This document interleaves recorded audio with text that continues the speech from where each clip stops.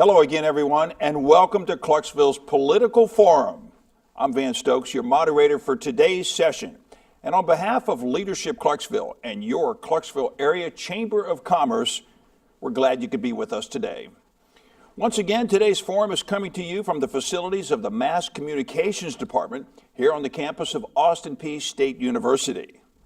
Our forum, as always, is intended to give you, the voter, an informed choice when you go to the polls on August the 2nd in the state primary and county general elections. Today, we are going to have the opportunity to talk with the candidates who are going to be on that ballot for the Clarksville-Montgomery County School Board to represent District Number 1. They are to my left, Ms. Carol Berry, Ms. Loretta Morris, and Mr. Lamar Coker. Now, in a moment, they will each have 2 minutes in which to present opening comments from their seats at the table. Following their opening remarks, we will then turn to our panelists for questions. Joining us today on my right are our panelists, Mr. Jay Albertia, Mr. Lee Irwin, and Mr. Jimmy Settle. Now, each candidate will be given 1 minute to respond to each question from our panelists. They will respond in a rotating order. At the conclusion of the questioning, each candidate will have 2 minutes in which to present a closing statement. Closing statements will be presented in the reverse order of their opening comments. Our timekeeper for this session today is Ms. Yvonne Pickering. The Clarksville-Montgomery County School Board is comprised of 7 members serving 4-year terms, each from their respective districts. Responsibilities of the school board members include setting the policies that govern the district, presenting county commissioners with a balanced budget, and holding the director of schools accountable for reaching goals set forth by the district. This involves dealing with issues to include, but not limited to, structural renovations, growth, funding, and higher curriculum standards. Let's go to our candidates now for opening comments. We will hear opening remarks first from Ms. Carol Berry. Hello, my name is Carol Berry, and I decided to run for District 1 School Board due to the fact that I felt it was a calling from God to do so. I was inspired, and I want to serve the people of Clarksville, Tennessee in this capacity. I will use my professional ability, my gifts, my talents to fulfill the call. According to Romans 8:28, and we know that all things work together for good for those that love the Lord and are called according to his purpose. I love God and I am called to his purpose. I am the wife of Chaplain retired Ronnie Berry. I'm the mother of Corunda Raisin, the mother-in-law of O.J. Raisin. I have 3 granddaughters in the Clarksville-Montgomery County school system, and I'm very concerned about our school system going from good to great. I taught for 35 years, 20 years of which were here in Clarksville-Montgomery County.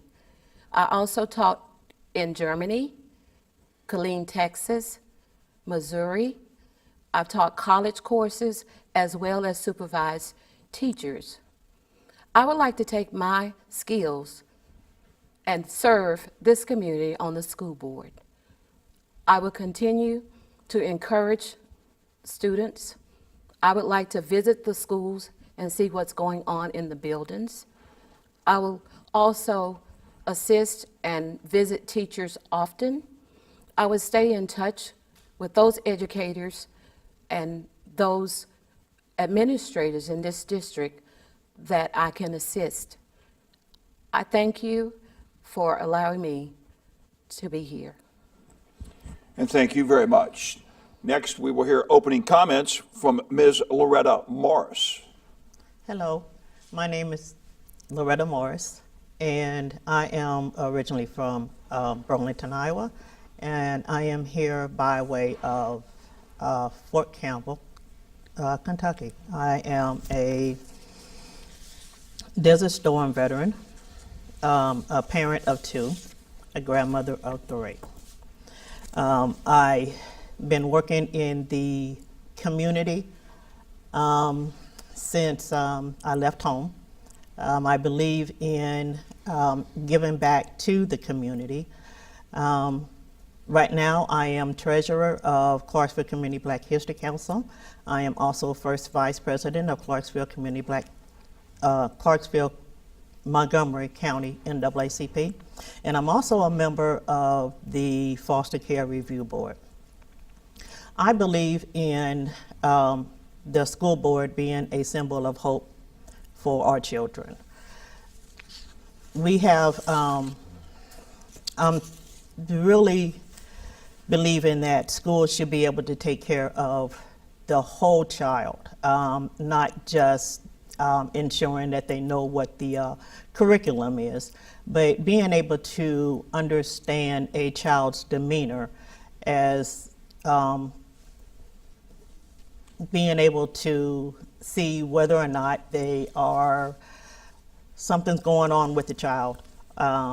Also, policies in effect for students' mindset for success that does also include habits of success and strong sense of purpose.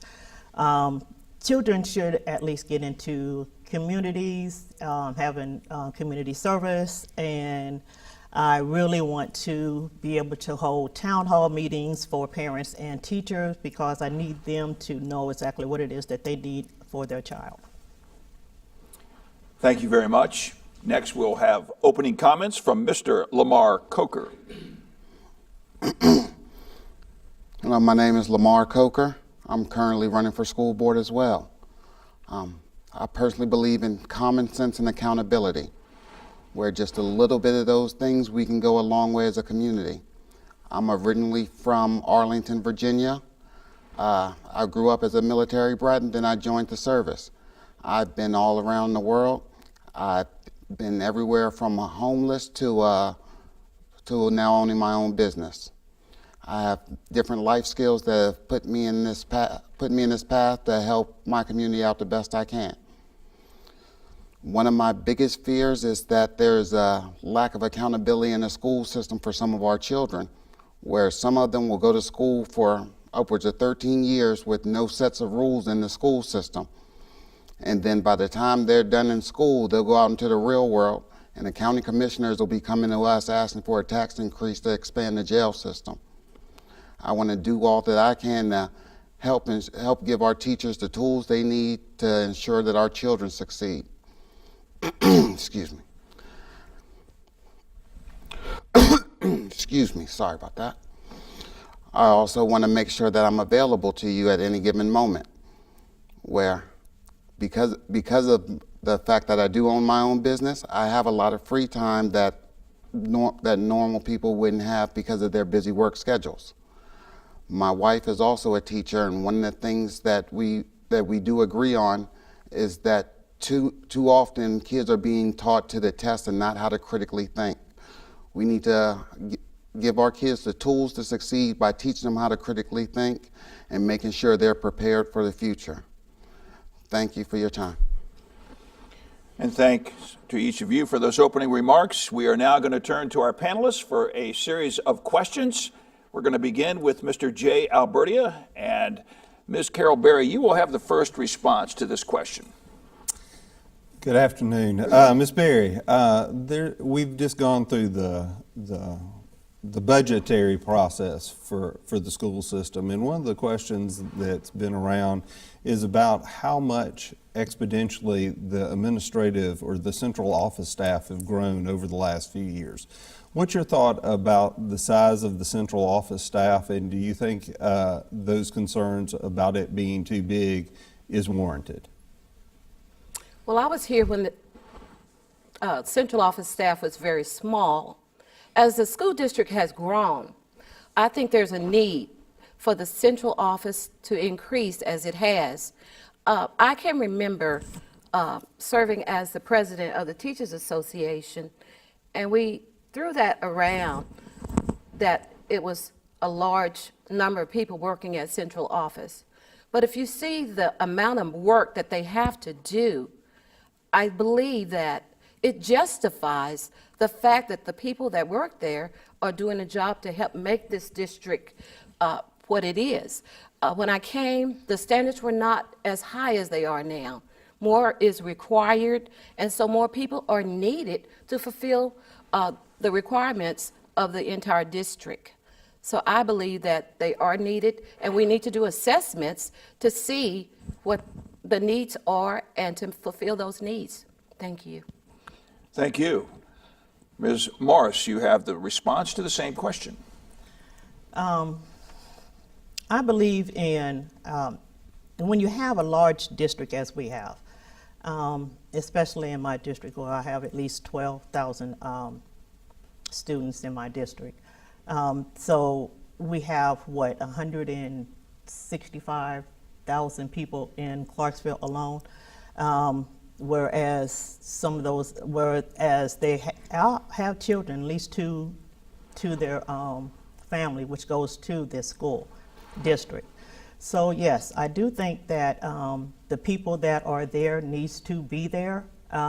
They can always be cross-trained into anything else that the school needs them to do, and then that way everybody has a job to do.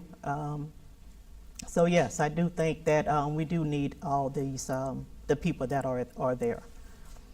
Thank you. Thank you. Mr. Coker? Yes, sir. Yes, the school system is currently growing, and the Montgomery County School System is the largest employer in Clarksville. With that being said, we shouldn't have just a blanket statement on, yes, we need to have these people, or no, we shouldn't. Everything should be looked at an individual basis and see what could be consolidated, if it can be consolidated, or if there's any places that we need to get rid of people or maybe add on in different departments. It's not a one-size-fits-all type of response. Thank you very much. Mr. Lee Irwin, you have the next question, and it will go to Ms. Morris for the first response. Ms. Morris, good afternoon. And tell me, what is your, if you can narrow it down to one, your number one priority of the Office of School Board District 1, and how do you intend to carry that priority out? Well, my number one priority would be to get resources for the children. As far as the being able to take care of the whole child.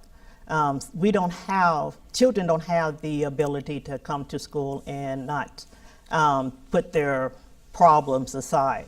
So consequently, everybody catches whatever they have going on during that day. So that's my number one priority, is to make sure there's some resources involved for children, teachers being able to understand and see the dynamics of what the children are going through. Thank you. Mr. Coker? Yes, my number one goal would be to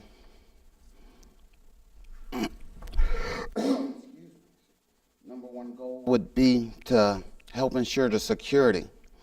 Lately, everything that's been going on with every time you look in the news, there's another school shooting, and you'll have some people saying that we should have barbed wire fences up, and you have other people saying that we should arm the teachers.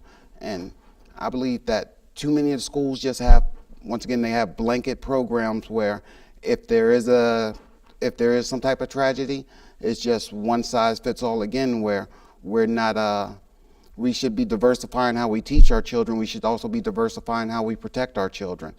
And what may work in one school or one classroom is not going to work in the same one. Thank you. Ms. Berry? What I see as my main goal serving on the school board, I believe that as a school board member, I will be elected to be a leader, a champion for public education in our community. I believe that we have a wonderful system. However, as a school board member, I believe that it is my responsibility to help make our school better, to work with the fellow school board members, because public education requires very rigid academic instruction, and to promote to promote good citizenship, help students develop necessary problem-solving skills, to educate children in order that they may be productive citizens. So my responsibility is to make sure that we are preparing our students to take on those endeavors in the future. That is the great equalizer. Thank you very much. Mr. Jimmy Settle, you have the next question, and it will go to Mr. Lamar Coker for the first response. Thank you, Mr. Coker. We know our students are achieving. The numbers and the studies bear that out, that Clarksville Montgomery County students are doing very well, and we're all obviously proud of that. My question for you is, how does the school board specifically, cohesively and constructively assist in sustaining and even improving upon our existing performance in the classroom? First thing would be to empower our teachers, make sure that the teachers know that as long as they're doing the right things, that we will support them in what they're doing.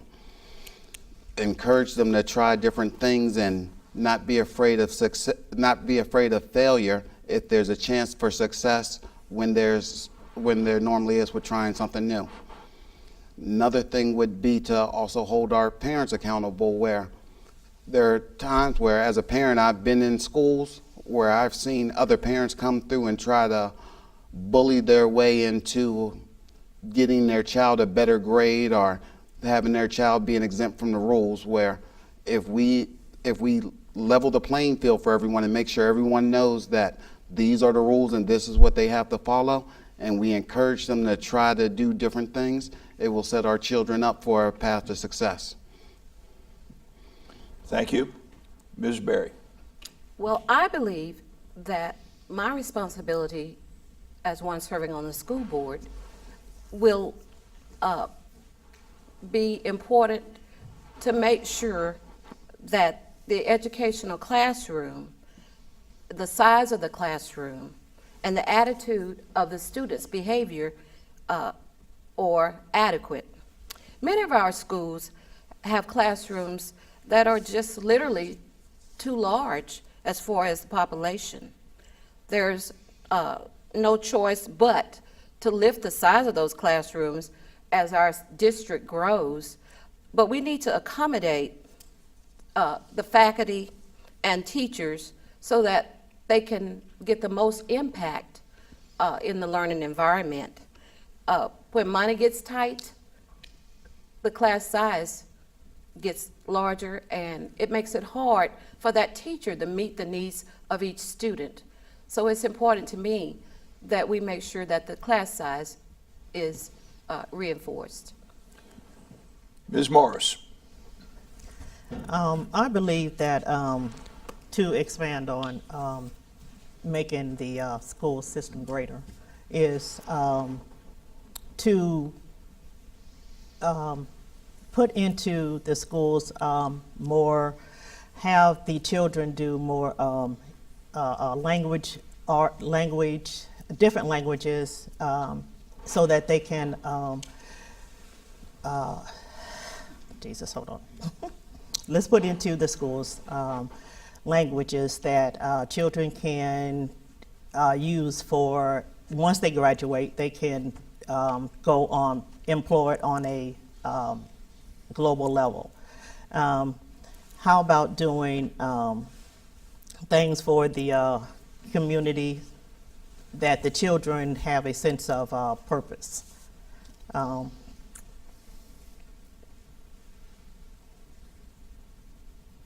think that's about it. Okay, thank you very much. Mr. J. Alberti, we come back to you, and your question will go to Ms. Berry. I'm going to ask another financial question. Since we talked about budgets a second ago, can you tell us about your experience about dealing with budgets? The Montgomery County school system budget is quite large. Can you tell us some of your experience on dealing with complicated budgets that we face in our school system? Yes. One of the experiences I've had with working with the budget, as the president of the Teachers Association from 2010 to 2012, one of the things that we looked at very closely was the school budget. And we looked at what materials and the things that were needed to make our schools better. Also, I served on the insurance trust and very much every entity of the school system as the president.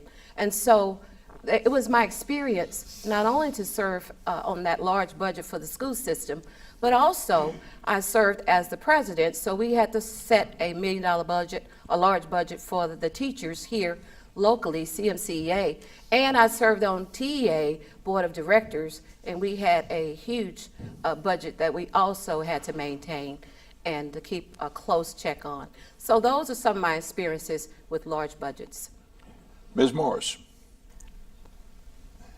Can we repeat the question? we sure can. Oh, thank you. Yes, ma'am. With the budgets in Montgomery County school system being so extensive, can you just tell us your background on dealing with complicated budgets or any budgetary experience, since that's a duty of the district school board member? Okay. Now, I have a degree at Marquette University. And my background, the main courses that I took were in accounting. And because I do like numbers, I work in accounting at work in Walmart. And although I don't have the experience as on a huge budget, $1 million budgets, I do know about line items. I do know that each line item has to be, everything that is accountable has to have a line item. So the line items definitely needs to be looked at to see if the money is supposed to be, if the money is used for what it is accounted, what it is attached to. So yes, I do have experience for accounting. Thank you very much. Mr. Coker. My experience with budget comes from sometimes just small things as being a single parent and going to school and trying to make sure you had enough money for your kids to eat, to I used to work at a nonprofit in DC where we used to have to go, I worked in the finance department where we would go through and go line through line and try to find missing money and set a budget out for the year, because a lot of those funds were tied to government funds and we had to appropriate them in certain ways. I've also owned my own business where there were times where to pay our employees and to make our financial system work, where we've had to do our payroll off of our personal credit cards.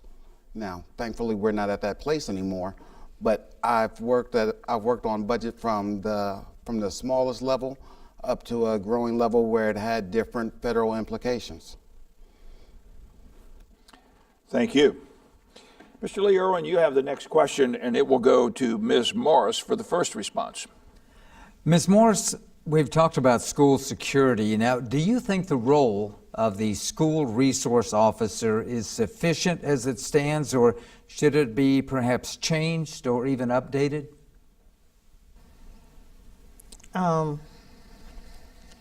Okay. The role of the resource officer is to ensure that the children are safe and the school is secure. Well,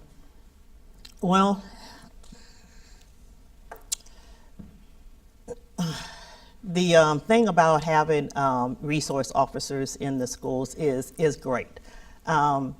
Their role should always be taking care of the children. But the thing that scares me about the resource officers is equality, equity amongst all the students. I think what they should have is at least training to make sure that they are taking care of all the students and not just some of them. I don't want them to be able to have to all of a sudden, some of the students, okay, I couldn't get it all out. Okay, thank you very, very much. Mr. Coker, your response. The resource officer should have the same roles The only difference is depending on the school, because some of the schools are bigger and some of them are going to be growing and some of them are growing. Where some schools you may need to have more than one resource officer. Because in theory, a resource officer should be able to get anywhere in a school within 30 seconds.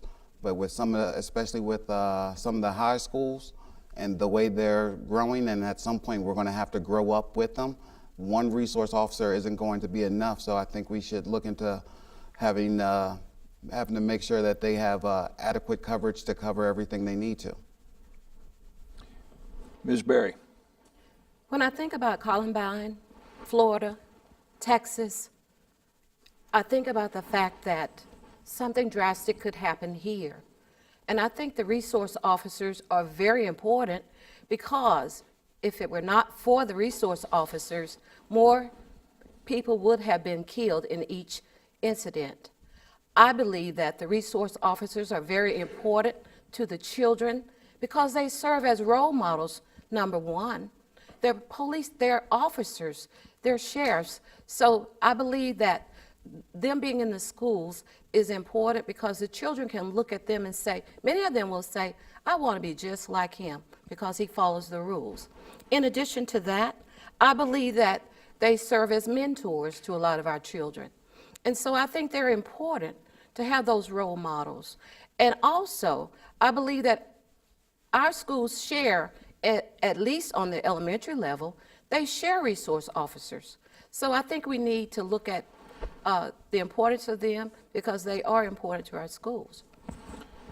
Thank you. We go to Mr. Jimmy Settle for the next question, and it will be addressed to Mr. Lamar Coker. Thank you. Mr. Coker, this year, as I'm sure you know, our school district added about 1,200 net new students countywide. We are confronted with some costly remedies for this situation over the next few years. I kind of want to see from you if you've thought about what you think might be, in your mind, a good approach for dealing with student population growth at this rate. What we're going to have to do is we're going to have to either expand schools, and I know it's more expensive to build up than out, but we're going to run out of land at some point. So at some point we're going to have to bite that bullet and pay that extra money to build up. And we also need to look at securing more land for to possibly build new schools, because this area is going to continue to grow. It's a booming area, and then who knows what may happen with Fort Campbell and how the growth of Fort Campbell and growing size of the military will also continue to affect the growth of this area. And I'd rather be prepared and start looking into these things now and possibly set money aside while we're in a surplus, as opposed to waiting until the last second and trying to throw things together patchwork style. Ms. Berry. I believe that since I've been here 23 years, and our population has not stopped growing yet. And I believe as industry comes in, our population will continue to grow. In addition to the military, Fort Campbell is strong, and hopefully it will be for a long time. I believe that we're going to have to, as we are presently expanding many of our schools, I believe that we probably will have to continue to expand our present schools, and I believe that we will have to add more schools in order to accommodate our growing number of students. In addition to that, I know that we'll have to add more teachers as well. So in order to have adequate space to meet the growing needs of this area, we're going to have to expand our classrooms and our schools. I think that to have adequate space is very important to the learning environment. When classes are overcrowded, we know students perform lower. Ms. Morris. I also think that we are going to need to expand our schools, build new schools in the new housing areas that are going up. I also believe that we should also renovate the schools that are the existing schools that we have. We need to ensure that as time goes on, then technology grows too. So we are definitely going to need to remodel just about all the schools that we do have to accommodate all the schools the students that are coming, and the students that are already here. So yes, we do need to expand our schools and ensure that all the schools are appropriate for the students and the environment in which they are in. Thank you very much. You are watching Clarksville's Political Forum, and today we're meeting with candidates who are going to be on the ballot on August the 2nd to represent District Number 1 in the Clarksville-Montgomery County School Board. Let's continue with our questions from our panelists. Mr. J. Albertia, you have the next question. It goes to Ms. Berry.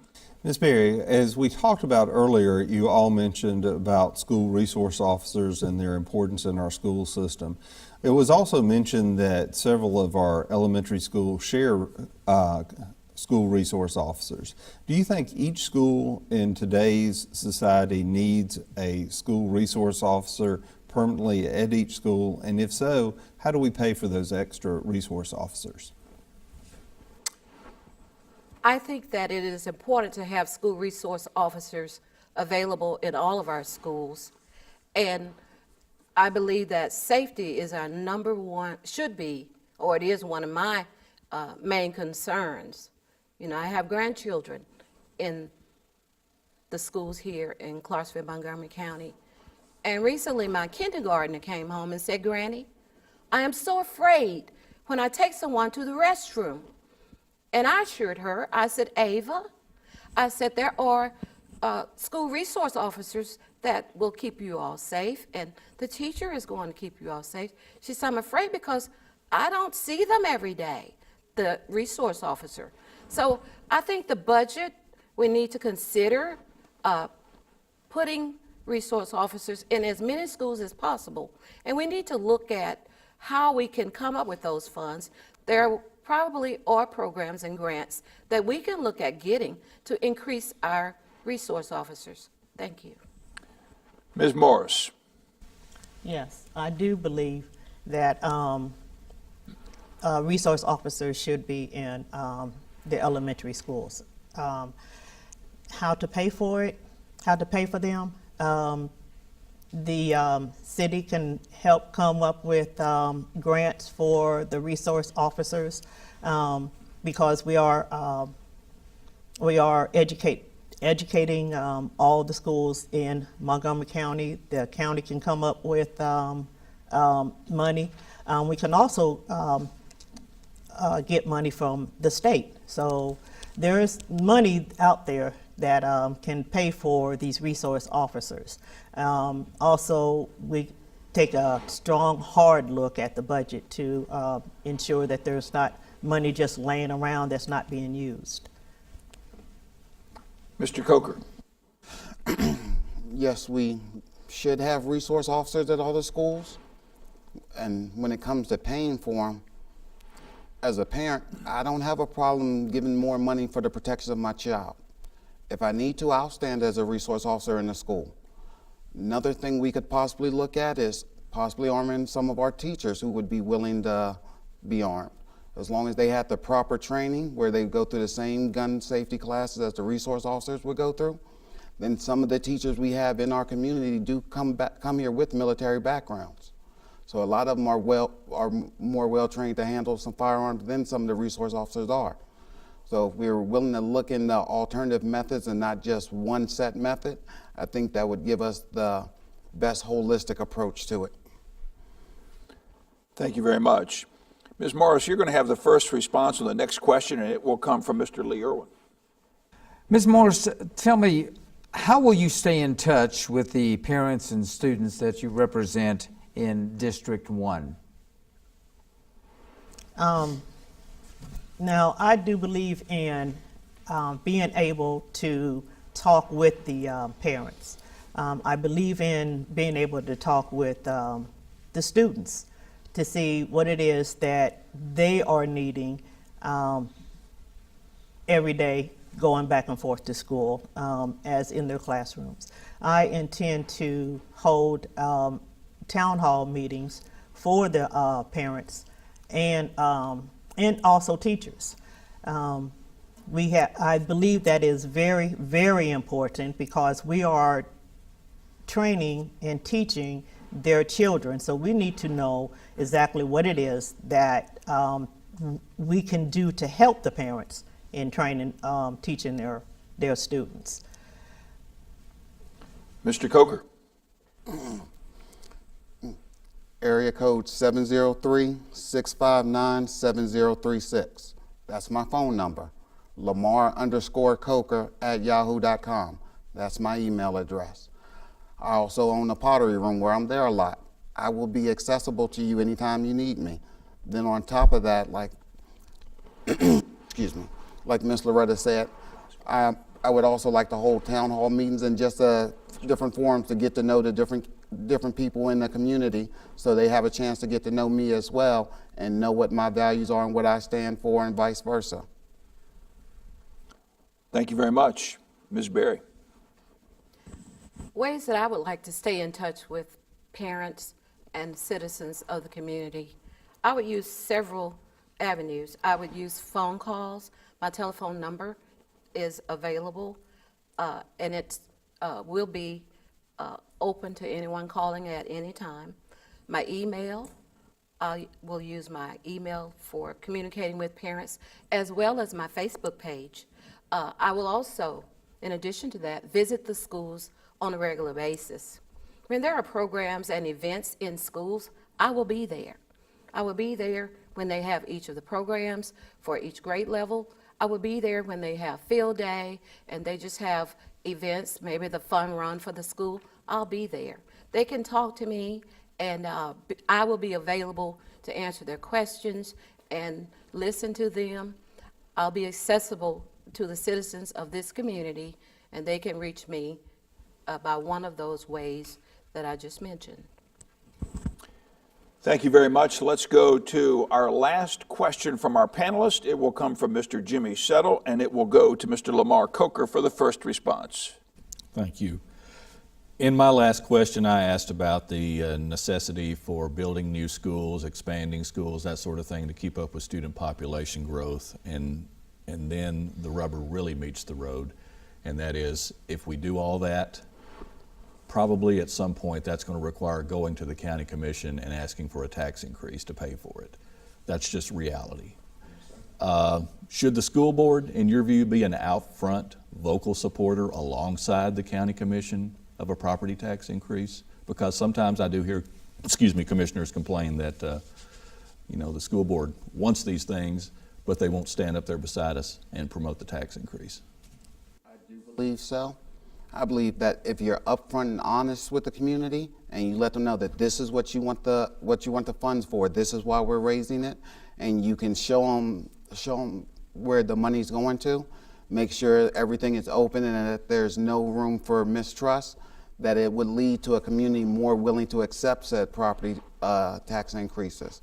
It's when the school board asks for different things, but then wants to deny any involvement in anything, and then it looks like a shady business deal, or someone's giving someone, uncle or someone's family member, some type of benefit from county taxpayers, where people start having issues. But if you're upfront and honest with the people and let them know why we need the money, where it's going, and show them step by step how this process is moving along, I believe that the citizens in general would be more willing to accept the raising of property taxes. Thank you. Ms. Berry. I think it's important that the school board stand with the county commissioners when we have to have a tax increase. We should not bail out and try to avoid them, but we should work with them, work together to make the school system better. Population growth is here. It's going to continue, I believe. And therefore, just like when your family increased, you have to add more to your family's food. You have to add more to the clothing they need and all of the things that you need for your family. The same thing in any church or any community situation. You have to increase And therefore, we need to all stand together. We need to work with the county commissioners. We need to work with those that will help us to get tax increases or whatever we need to have a strong system. Ms. Morris. Yes, I also believe that the school board should stand, if the school board is asking for the money, then the school board needs to be able to stand with the county commissioners in order to get the property tax increase. That is, if we need to have the property tax increase. If the budget can hold doing whatever it is that we need to do for the community, then let's do that. But if we do necessarily have to have the property tax increase, then yes. I stand with, if we make the decision, then stand with the decision. We have everybody, it takes a village to raise a child. So if we are asking for something, then by all means, we all need to be in it together. Thank you. And thank you very much. That concludes our questions from our panelists. We go now to our closing comments. They will be given in reverse order from the introductory remarks. We will begin with Mr. Lamar Coker. Once again, thank you for your time. As I said before, I'm not opposed to doing whatever possible to ensure the security of our children, to secure the future of our children by expanding schools. But just know that anything that I ask for, I'm willing to come to the people and ask directly. I am willing to do whatever I can to protect your children as if they were my own. I am willing to do whatever I can to ensure that they have the best possible future. I ask for your vote and thank you for your time. Thank you. Next, we'll have closing comments from Ms. Loretta Morris. I want to thank you for allowing me to come to you and letting you know who I am and what I stand for, and how I would love to be able to help your child. Like I said before, it takes a village to raise a child, and we all need to be in this together. I am willing to come to you and let you come to me, and we can talk about what it is that we need to do for your child. Ensure that all the schools have the resources that they need. Ensure that all teachers are able to read any child that is coming in to the school that may have a different attitude that they had before, and maybe dispel any of the harms that may come to other children. Let's let the legislatures take care of the NRA, and we take care of our children. Anytime that you want to speak with Loretta, by all means speak with Loretta. And I humbly ask for your vote. Thank you very much. Next, we'll have closing comments from Ms. Carol Berry. My name's Carol Berry, and I would appreciate your vote to serve District 1, areas 17, 18, and 19 in Clarksville, Montgomery County. I am an experienced educator. I am passionate about education. Education is very important to me because without education, I think I would be that little child that would still be hungry. I think without an adequate education, I would be that little child that the teacher assists to eat lunch. Without an education, I would be that little child.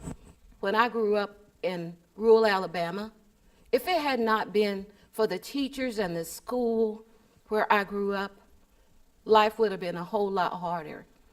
But the school took care of those of us who were not privileged. And I believe that education is that equalizer in our society in America. I obtained my BS degree from Texas College, and I majored in elementary education. I attended Drury College, and I received my master's degree. I went on to take classes at Peay, and Baylor University in Texas.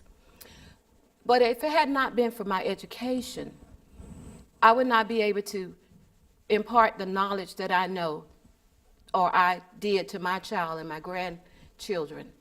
Because of education, God has blessed me to be a blessing. I not only taught 35 years, but I'm the founder and director of Miss Black Clarksville, and we've given over $95,000 to our local students. Why? Because I'm passionate about education. I was told I was not college material, but you see me sitting here asking for you to allow me to serve on the school board. Why? Thank you very Because much. I know that education makes a difference. Thank you. God bless. Thank you. And I want to extend that thanks to each of our candidates here today, Ms. Carol Berry, Ms. Loretta Morris, and Mr. Lamar Coker. Thank you very much for taking your time to share your thoughts about your candidacy to represent the Clarksville-Montgomery County School Board District Number 1. I want to remind our voters that early voting will take place July the 13th through July the 28th. You can cast your ballot at the Election Commission office at 350 Pageant Lane, that's Suite 404. I also want to say thank you to our panelists today, Mr. Jimmy Settle, Mr. Lee Irwin, and Mr. Jay Albertia. Thank you very much for your questions and your insight and thoughts dealing with issues like priorities of the school board, budgeting experience, school resource officers, and the relationship between school board members and the county commission. And also thanks to our timekeeper, Ms. Yvonne Pickering. And a special thank you to the Mass Communications Department here on the campus of Austin Peay State University for making this broadcast possible. And a great big note of appreciation to Leadership Clarksville and your Clarksville area Chamber of Commerce who made this forum possible. Until next time, I'm Van Stokes. Thank you for watching.